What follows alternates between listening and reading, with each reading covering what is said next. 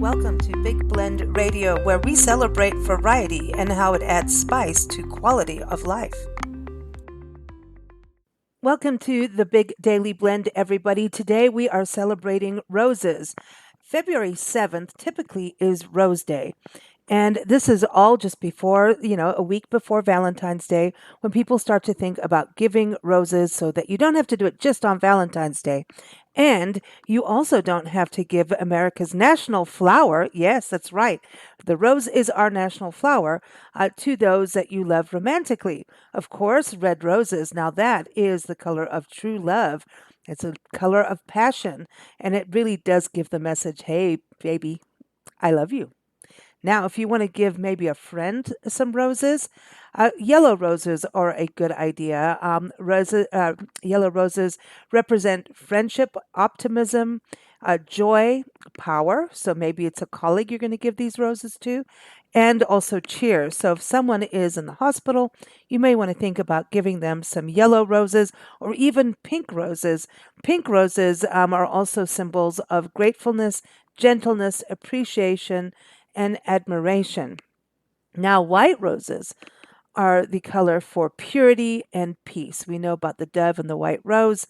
So that may be something if you're reconciling with a friend, a loved one, a family member, that may be one to do. It also represents innocence with the purity and loyalty. So that is usually the rose you see at weddings or even engagement parties.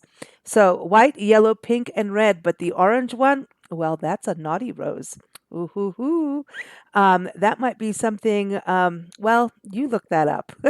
I didn't make it up. But orange roses are kind of the naughty rose, but they are beautiful, right? The tea rose is, I think, one of my favorites. And that is also a symbol of peace going back into the world wars. So that's a whole other story that we'll get onto in another day. But today is really about giving roses. So this whole week, let's look at giving roses to friends, loved ones, colleagues, and just adding some cheer into the world and letting people we know that we love them. Some other ways of showing love and care is to create a music playlist. I'm going to put a link in the show notes for some rose themed music so you can listen on Spotify or YouTube. So check that out. And speaking of links in the show notes, there's also recipes in cooking. Our national flower is also edible. So we've got two recipes that are rose themed that are linked in the show notes. We've got one is from Ruth Milstein, who's on our show every third Sunday. And she has a recipe for edible flowers and rose petal jam. How cool is that? And then Ruth Andrus, she is an innkeeper of Leonard at Logan House, a bed and breakfast in Grand Rapids, Michigan. And when we stayed there, she made these amazing apple roses. She used apples and turned them into roses, and it is a delicious, sweet, and very impressive treat. So that link is also in there. As Nancy and I travel the country on our Love Your Parks tour, we visited many rose gardens, many gardens with rose gardens, like botanical gardens. So we've also listed in the show notes some destinations, also from other travel writers, like travel writer Debbie Stone. We went to the Chicago Botanical Gardens. Jean Reed Park in Tucson, Arizona has a beautiful rose garden. San Benito County in Central California, also in Central California. No, San Benito County has gardens all over and roses everywhere. But in Central California, in just outside Sequoia and Kings Canyon National Parks, is Woodlake Botanical Garden, and they have tons of rose plants. I mean, it's just amazing. So I'll put those links in the show notes as well. Some of them have videos, some of them have articles and interviews. And speaking of destinations, another thing that comes to mind is some of the bed and breakfasts that we've been to on our tour are rose themed. So Rose Vine Inn in Tyler, Texas. Tyler, Texas is also a rose capital. They have an amazing rose garden there to visit. Tyler, Texas is in East Texas. It's a beautiful historic destination with beautiful lakes, a wonderful state park. And we stayed at the Rose Vine Inn. I highly recommend it. They have great food, great company, beautiful garden as well. and of course, the Rosevine Inn, named after the gardens that are just down the road from their bed and breakfast. So link to them with their interview and write up about them. It's also in the show notes, along with the Lion and the Rose Bed and Breakfast. Yesterday, we aired our latest episode of Adventures in Asheville show with them. We do this every first Tuesday. Steve and Karen Wilson become very good friends, and we see them every time we go to North Carolina. And they do have roses, yes, in their garden. In fact, they have a certified wildlife habitat. So it is a beautiful destination, a Victorian manor in the heart of the Montford Historic District in Asheville, North Carolina. So links with them so you can hear more about their beautiful property and also their name, the Lion and the Rose Bed and Breakfast. Okay, also, wait, you know what? I'm going to put some links in from Glenn Burrows over in England. He's written stories about just the amazing, beautiful gardens in England with these castles and, manors, very historic estates. So I'll put that link in there as well. Glenn owns Norfolk Tours in England. He's on our shows all the time. Every fourth Saturday, you can hear him here on Big Blend Radio. But speaking of interviews, we are going to go into the vault, the Big Blend vault. As we travel the country, like I said, we go to these gardens, and two are very significant that we're going to re air. And in fact, I think even when these two interviews are over 10 years old, so things may change. People and places change, so same people may not be there. Anything can change up a little bit, but you're going to get the gist of these two very, very special gardens. The first one is Amanda Figlio. We met her when we went to the American Rose Society gardens. They have the Gardens of the American Rose Center, and this is for the Rose Society. This is really celebrating the rose being America's, flower. And this is a destination in Shreveport, Louisiana. Shreveport, Louisiana is also part of the Jefferson Highway. We didn't know that when we went there, but they are. And the Jefferson Highway runs from Winnipeg, Canada, all the way down to New Orleans, Louisiana. And it was started in 1915 to promote tourism through North Carolina. It was one of our very first vacation routes. In fact, it's older than Route 66. It's also going through a whole revival. So we do a show every fourth Thursday dedicated to the Jefferson Highway. And I think it's very appropriate that we re air this interview, even though it's a little old, just so you can hear about the gardens, how many roses they have. I think they have over 60,000 rose bushes. No joke. They've gone through some trial and tribulations because of hurricanes and things like that. But it is definitely a destination if you're doing this historic highway. And also, this year is a big deal because in April, the conference for the Jefferson Highway Association, which everyone is invited to, will be taking place in Alexandria, Louisiana, which is just down the road from the Rose Garden. We first found out about the Rose Garden when we were in Natchitoches, Louisiana. Natchitoches is also on the historic Jefferson Highway. In fact, our friend Arlene is the one who got us involved in this Jefferson Highway project, and now it's like a giant rabbit hole for us. We love it. And Natchitoches is part of this sociability caravan where people go and like basically a road trip together through these parts of Louisiana to the conference. So the Rose Garden is definitely something to check out if you're doing this. And if you're not going to the conference, definitely go anyway. So check that out. Go to jeffersonhighway.org to learn more about the Jefferson Highway and this tour. But this is just an incredible destination.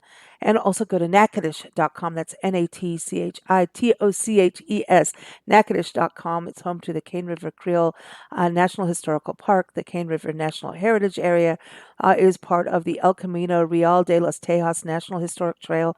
Obviously, the Jefferson Highway. In fact, they have their own park, and they have beautiful roses everywhere, too.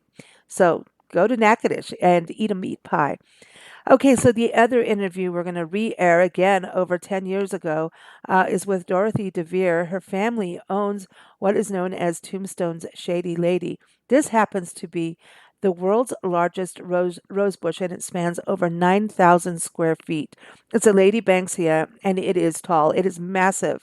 It is actually held up. The trunk is 18 feet in circumference. Standing under it is amazing. We visited in summer. I think we did that with both places, actually. Yeah, it was in the middle of summer.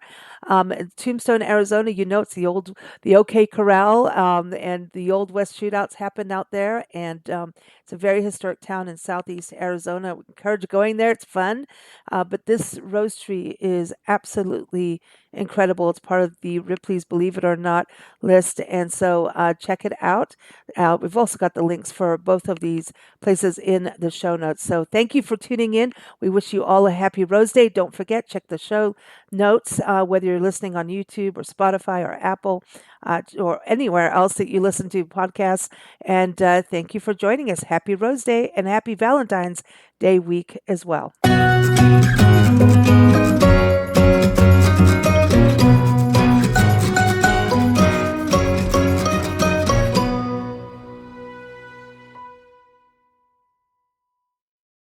Hey, Nancy, we are exploring off the beaten path, really. We're right near the El Camino National Historical Trail, also near the Cane River National Historical Park in Natchitoches, but today we're actually in Shreveport at the American Rose Center, where you're going to find some amazing roses. It's beautiful here. Oh, it is. It's like a forest with roses in it. I know. It's like English. It's a park. It is a park. It's a theme park. It's a park. And we're also here with Amanda Filio. And Amanda, this is an incredible garden. I mean, is this the largest rose garden? It is. We are actually the largest garden in America dedicated solely to roses. How many roses do you think we've seen today? Well, you have seen more than 20,000 rose bushes today. Wow. I'm feeling it. It's a little warm out.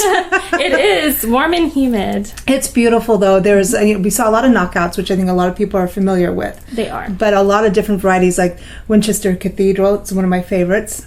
And then you had New Dawn. Yes, we have New Dawn blooming.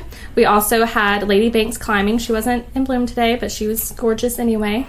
And then what was the one rose you were telling us about that? Is it the Peggy Martin? Peggy Martin, yes. She is a survivor. She actually survived Katrina, the hurricane. Wow. Yes. Now, I heard that some of your roses survived a tornado. We did. We had a tornado a little over a year ago, and it was an F1, I believe. Came directly through the gardens. Some roses were damaged and destroyed. We replaced them, but a lot of the others are coming back. Roses are very hardy plants, and they are surviving. And how did the center itself handle everything? We are still rebuilding. We had to replace some structures, some roofs and things, and we did have hailstorms come in after and do a little bit more damage. Mother Nature is fickle, but we are rebuilding, and we really want the community to know that we're trying, we're working. Mm-hmm. We only have so much manpower, but we're getting there. So there's support to come visit. I mean, it's beautiful anyway, regardless. Yes, I mean, it's a great green space. Mm-hmm. Yeah. And then plus the added benefit of roses blooming. And you've got picnic benches so people can come hang out. Yes, and we have a playground for children, swing set slide. It's cool. And you've got water features, sundials everywhere. You've even sculptures. And you've got a church. We do. Well, we have a little chapel, the Hartner Chapel, where people can get married. Very nice. I can see this would be a beautiful place to get married. Mm-hmm. Yes, we offer indoor and outdoor weddings, also large receptions. You can even have your parties for your office out here or your meetings. I think, anybody getting married that is a rose lover, I don't care where you live in the world, you should just come here and do it. Just say I do. I think this is a good place for a gentleman to take his bride-to-be here to propose. Right. We actually, I have a great story. We do Christmas in Roseland every year, and we had a couple come out, and he planned it in advance, called us, told us he wanted to do this. He came and proposed to his fiancée during Christmas in Roseland. It was beautiful. We actually had 2 proposals that night. We had a Marine who was in town propose to his girlfriend as well that night. This is a spot for that. Just saying, and Valentine's Day is coming. Mm-hmm. Not really, it's hot now, but I mean, I just think my mind's already ahead of coming back here. Just on the tour we did with you, Amanda, Nancy and I have already decided to come back to Shreveport, and everyone, Shreveport is in the northwest corner of Louisiana, right? Yes, the northwest. correct. I just drive and hopefully get to where we're supposed to go. But it's a beautiful area. I don't think people who have never been to Louisiana will expect the hill country and to see so many pine trees. I think that's something when we talk to friends that we're in Louisiana now, they're like, "Are you just sitting out in swamps and gator land?" And I'm like, "Well, we've seen some swamps and bayous. We've seen some gators, but there's a lot of water, and the trees out here are incredible." We do. We have a lot of forest land around, and we also have lakes, not swamps. We have some large lakes out here, and boating, fishing. You have paradise. Incredible bird life. If anybody out there that is a birder that hasn't been here, you're missing out big time. I got to give a big shout out on this to Chris and Teresa over on Rose Chat Radio, and Chris, the redneck Rosarian out in Alabama. But he said, "Oh, you're in Louisiana. You've got to go to the Rose Center." And this is called the Rose Center for a reason, because this is part of the American Rose Society, or this is the headquarters, right? Yes, we are the headquarters, and we have been here for 40 years in Shreveport. And how old is the society? The society was created in 1892. Wow. So if you want to do the math on that. No, I'm blown. Wow. But we were started in Washington, D.C. Then we were offered gardens in Hershey, Pennsylvania. We then later moved to Columbus, Ohio, part of their gardens. And then a delegation from Shreveport came to the society and said, we have this land and we really want you to come down and be a part of the Shreveport community. And so they donated 118 acres to the American Rose Society. It's a beautiful spot for it. Yes, and so that was the first time we had ever owned land as a society. So now we have our headquarters, and 60 acres of the land is dedicated to gardens. That's awesome. Now, you also have trial gardens here, which is the first thing we went out and looked with you. These are trial gardens, and it's not for nurseries as such. We've been to a lot of trial gardens that are actual nurseries, but not necessarily. These are people growing or hybridizing. Yes. I always think they're making their own roses. They are. They're making their own roses. These are amateur hybridizers, actually. So they, might be someone in their backyard hybridizing some roses, and they send them here to test. So we do a 2-year trial for amateur hybridizers, and we also do a 3-year trial for minis. Wow, it's amazing. So it takes time to actually get these. Yes, and we have master gardeners and consulting rosarians come up periodically during the year, and they rate the roses and go through and have this whole evaluation that we do for these amateur hybridizers. So they're looking for plants that are maybe more pest resistant and more fragrant, possibly. What's the criteria? They really look for bloom, bloom, how many times it blooms, how well the flower blooms, just the form, the whole shape of the plant itself. They look for disease resistance. If it needs too much work, it might not win an award. So, and they really look at the color too. It might open as a color and then fade to another one, so that might make it interesting. And then fragrance is always a plus. Now, you also have an area that's for tea roses, right? For hybrid teas. We did hybrid the teas. Easy Tea hybrid tea trials with the... Do you have t-shirts with us? like a hybrid tea. We do not. That's a good idea. I need to do a t-shirt line. But we actually worked with LSU Ag Center. Oh. And they did the trials for Easy Tea hybrid teas. Hybrid teas are the flowers you see at the florist. Everyone wants that perfect bloom. Yeah. And they're harder to grow. And so we did a trial to see, what hybrid teas can just anyone grow. So these are very disease-resistant roses that are hybrid teas. Easy to grow. Wow. So when people come here, you can go on your own walk and explore on your own, or can someone go on an actual tour with someone to kind of guide them around like you did with us? Yes, we offer... It is a walking tour. You can do a walking tour. You can have a guided walking tour, which we do charge for, or you can do a cart tour. It seats 7, and we can take you around, drive you around the gardens, give you tours. Fun. This is, and the rose is our American flower. And, that's the one thing, we were talking to Chris about that over on Rose Chat Radio. He's been airing our interviews as well. He started this on us going across the country with roses. We're in national parks, but it's like, hey, well, the rose is an American flower. So we've been doing interviews on roses, and him and Teresa over on Rose Chat have been nice in airing those as well. But you just don't think you're going to go to the actual society without someone knocking on the head. Go and do it. How did the rose actually become the American flower? The national flower. Yeah, the national floral emblem. Some members and the president of the society went to the president at the time and said, hey, we want the rose to really be the implement. And I mean, they did. They made it happen. They had it signed in as the national floral emblem. So if you want to be a really good patriot, you must come to the Rose Center. Yes, you must. I would think everybody should come here, especially the members, or people who are growing roses in your garden. Come out here, have a look, and go back, and you'll want to buy more roses. Well, what I like is, you think of the societies, and that's something I just didn't understand until we got here. It's like, oh, you actually have this whole garden that you get to go and explore. A lot of times you have your nonprofits, and you're getting things in the mail, and that's it. So how many members do you have in the society itself? Because I think they should all come here. Oh my goodness. I can't give you a number off the top of my head. I mean, we have thousands of members. And they're around the world? Yes, around the world, mainly in the United States with our, we have about 300 local societies that are affiliated with the American Rose Society. A lot of people. We have, members in England and Australia because we are part of the World Federation of Rose Societies as well. So we have, and a lot of Canadian members.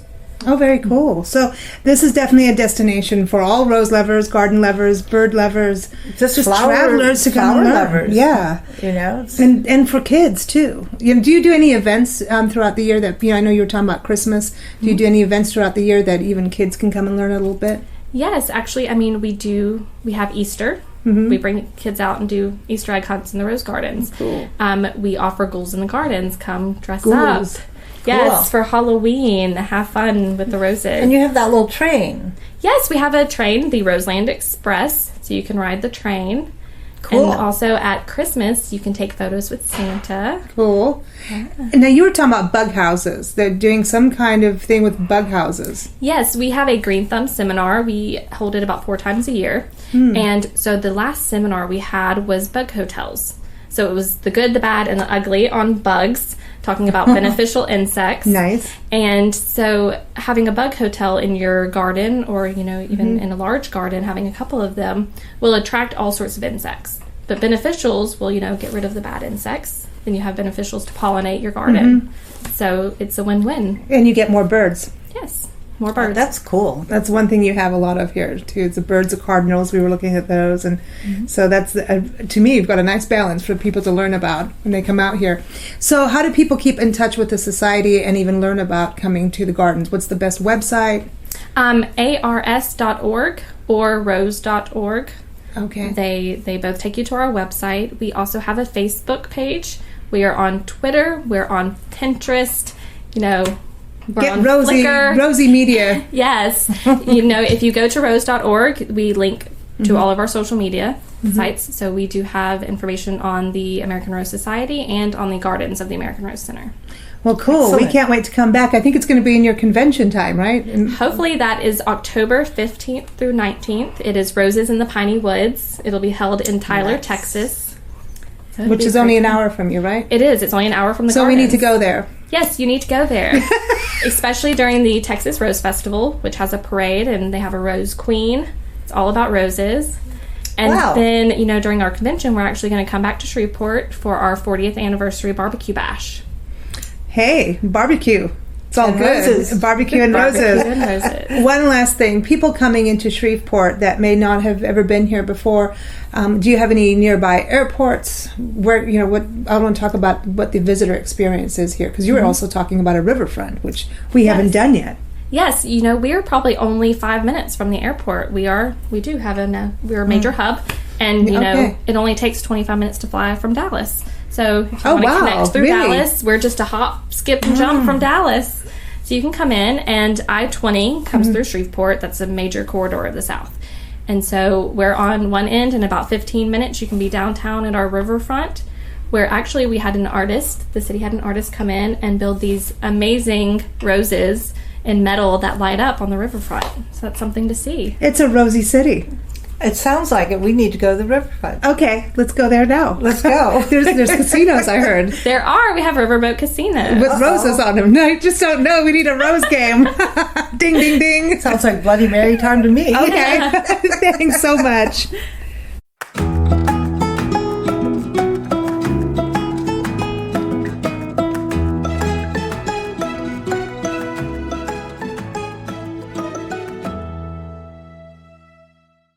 So you just heard our interview over at the Rose Garden or the Rose Society Gardens in Shreveport, Louisiana. That interview, as well as our upcoming interview, not only are there from our Big Blend Radio Vault and our Love Your Parks tour, but we also shared these interviews with our friends over at Rose Chat. So I encourage you to check them out. Type in Rose Chat. It's a fantastic podcast all about roses.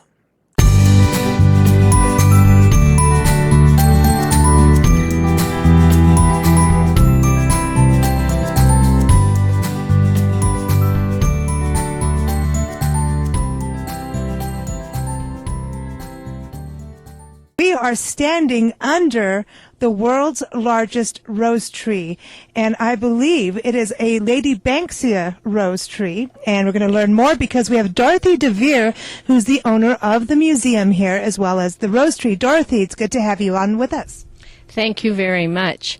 It's nice to be here. Nancy, it is really nice and shady here, being in Tombstone in the summer. Well, I have never seen a rose tree like this. Look at the branches of trunk. It's all interwoven. It's huge. And you said, Dorothy, how large is this rose tree? It covers over 9,000 square feet, and it's supported by iron trellises and wooden poles. And the trunk is about 16 feet in circumference, round.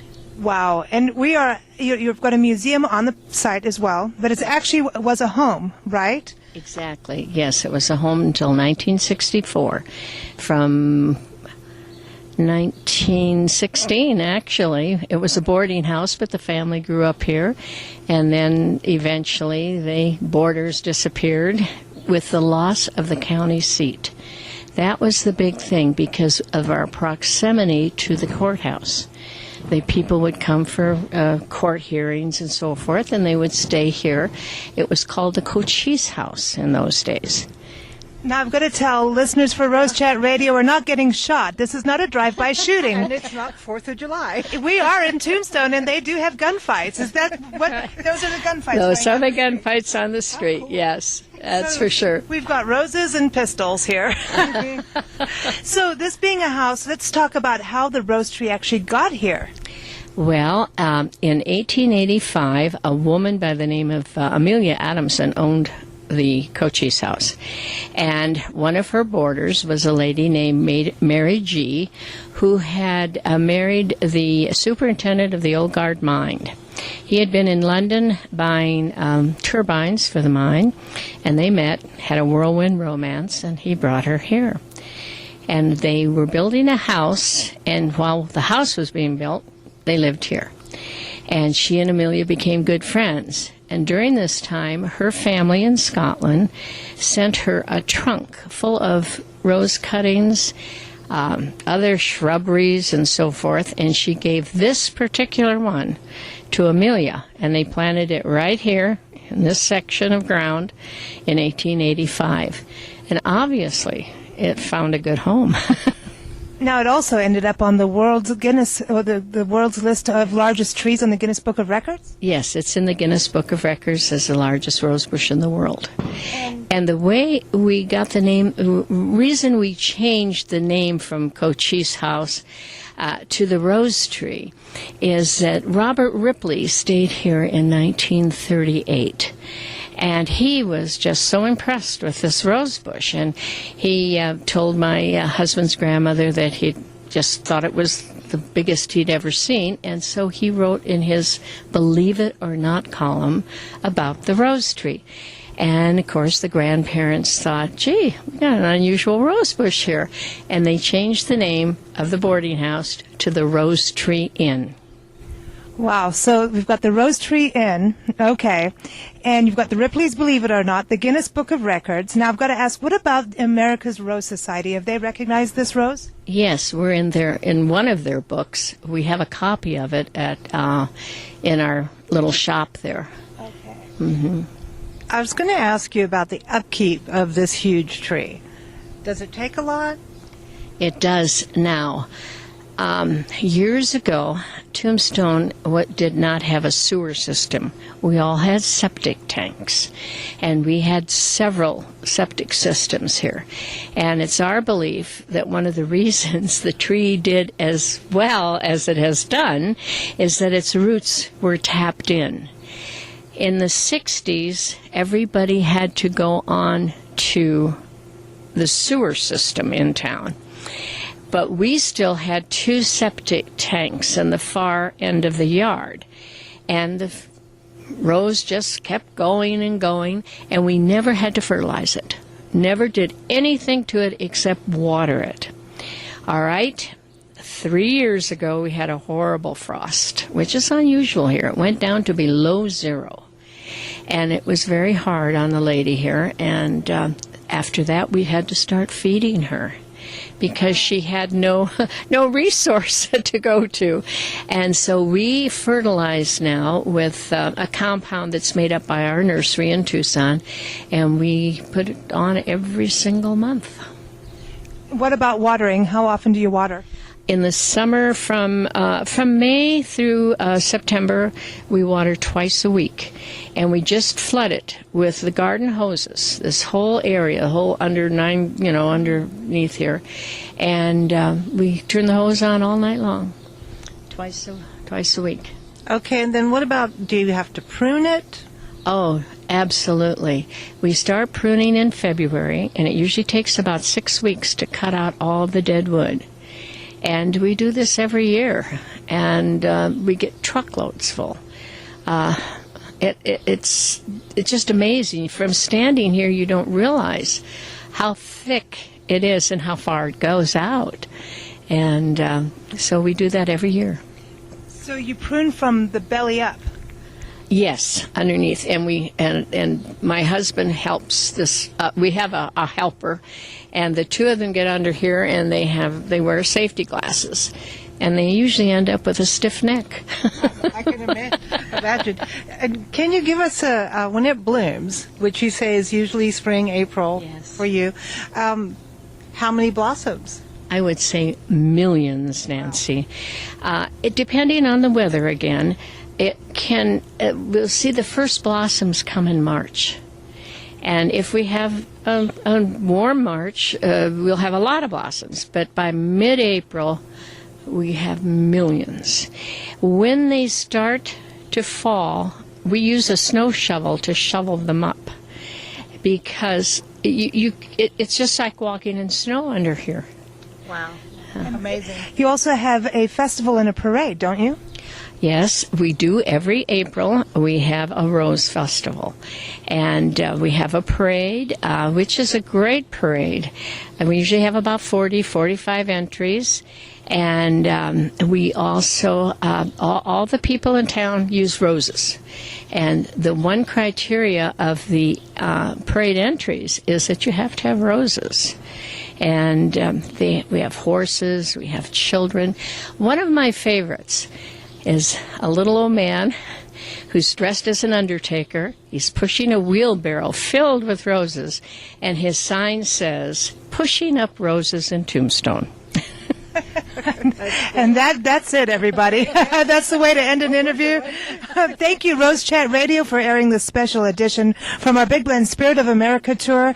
We are here in Tombstone. We have visited Fort Bowie National Historic Site, the Chiricahua National Monument, and tomorrow we're going to Coronado National Memorial, which is, I believe, just an hour or so outside of Tombstone. So Tombstone has 3 national parks, and it has the world's largest rose tree and gunfights and saloons like Big Nose Kate's. So you got to come and visit out here, everybody in Roseland.